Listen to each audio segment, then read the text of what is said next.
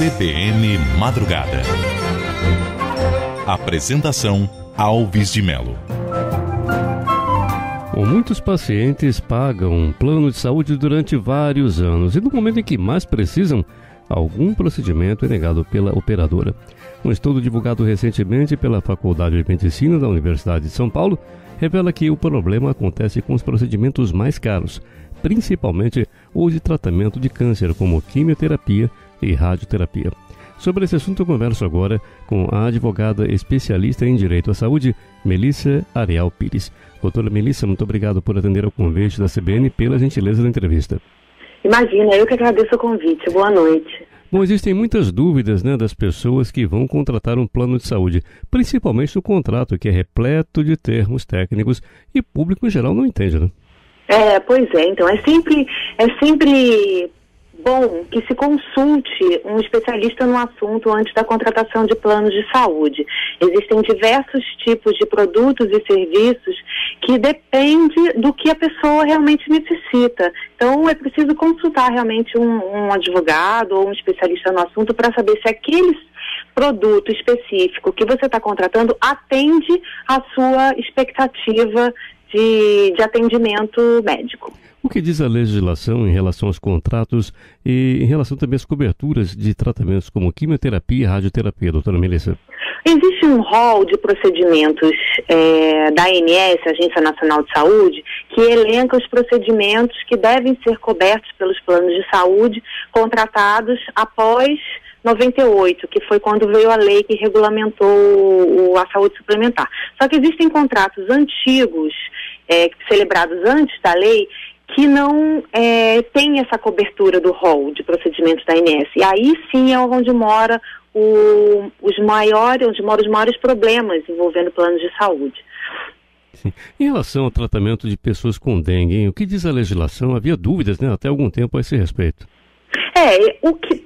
Todo tratamento que implica em risco de vida é passível de ser questionado. Existem exclusões nos contratos de planos de saúde que podem ser questionadas na justiça. Então, a questão do tratamento de dengue é necessário ver o que está previsto no contrato para saber se não existe previsão contratual, é possível, dependendo do caso, se questionar na justiça. O que diz a legislação a respeito das chamadas doenças pré-existentes? As operadoras de saúde estão amparadas pela legislação para cobrir uma carência de 24 meses, de 2 anos para doenças pré-existentes. Então, quando a pessoa vai contratar um plano de saúde, ela preenche uma declaração de saúde e tem que afirmar, sob as penas da lei, se tem conhecimento que é portadora de alguma doença. Se ela se declarar portadora de alguma doença, a operadora de saúde pode exigir uma carência de 24 meses. Em relação às variações de preço de acordo com as faixas etárias, o que diz a legislação, doutora? Olha, os planos de saúde hoje são livres no mercado para cobrar os preços que bem entenderem. O que existe uma norma é com relação aos reajustes, tá? Os reajustes são estabelecidos pela ANS até os 59 anos. Após os 60 anos, não pode mais haver reajuste por faixa etária. Pode haver o reajuste anual, que é um reajuste fixado pela ANS para recuperar a inflação, enfim. Mas após os 60 anos, por faixa etária, não é mais possível haver reajuste. Em relação à migração de planos de saúde, como é que funciona, hein? Olha, você pode migrar de um plano básico para um plano especial, migrar para ter mais coberturas.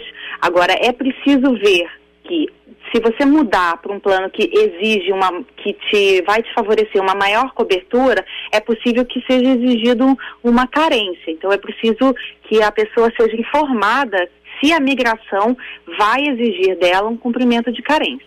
Como a senhora disse há pouco, muitos casos acabam indo parar na justiça. E qual o índice de decisões favoráveis aos usuários dos planos de um modo geral, hein?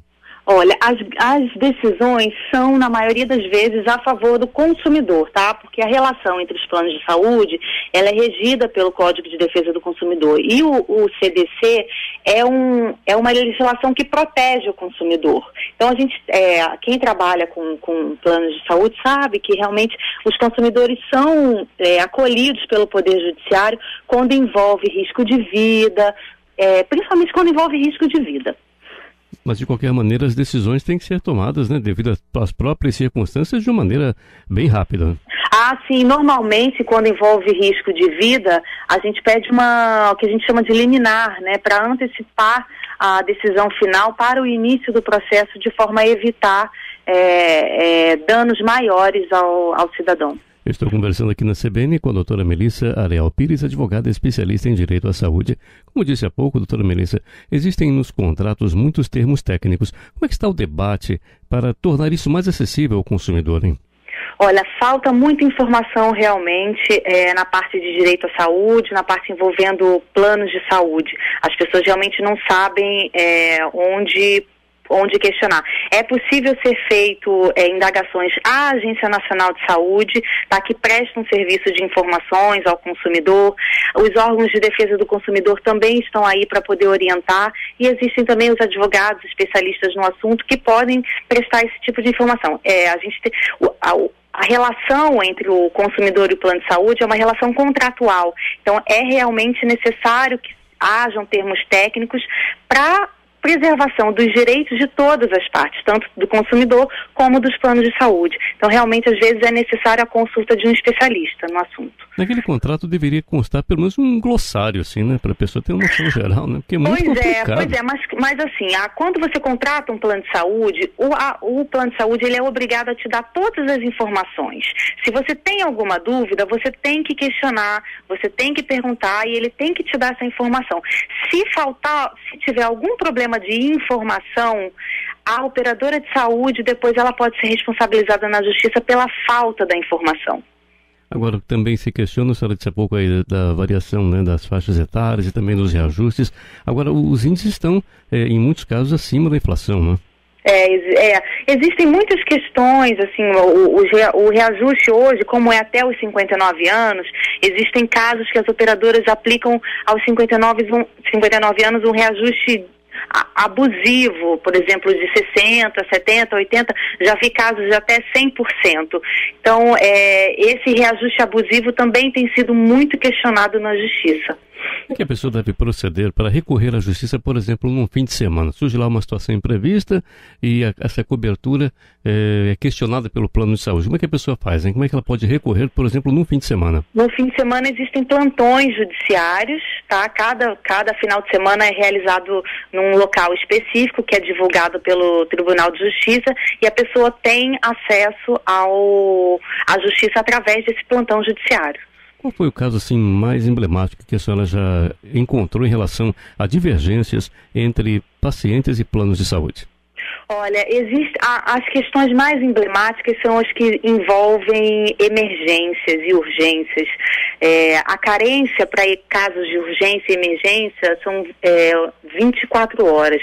Então, existem muitos questionamentos a respeito de coberturas de tratamentos médicos que são emergenciais, que são urgentes, sob pena de risco de vida, que os planos de saúde não cobrem, por causa de alguma carência ou por alguma questão outra contratual. Então, as questões de urgência, às vezes, são realmente emblemáticas. Assim, um caso, a pessoa chega com risco de vida ao hospital, o plano de saúde nega a internação, ou caso de não ter leitos num determinado hospital, a pessoa precisar transferência de um hospital para o outro, o plano de saúde negar, porque o contrato não dá direito à transferência. Existem várias ações assim que envolvem a urgência e emergência. As principais diferenças entre os planos de saúde chamados antigos e os, entre aspas, novos, estão essencialmente ligadas às coberturas de doenças, é isso? Sim, exatamente, porque esse rol de procedimentos da ANS só vale para contratos novos, não vale para os contratos antigos. E os contratos antigos têm muitas exclusões de cobertura. Doutora Melissa, muito obrigado então pela participação aqui na CBN e pelos seus importantes esclarecimentos aos nossos ouvintes. Eu que agradeço o convite e à disposição. Melissa Areal Pires, advogada especialista em direito à saúde, conversou comigo aqui na CBN.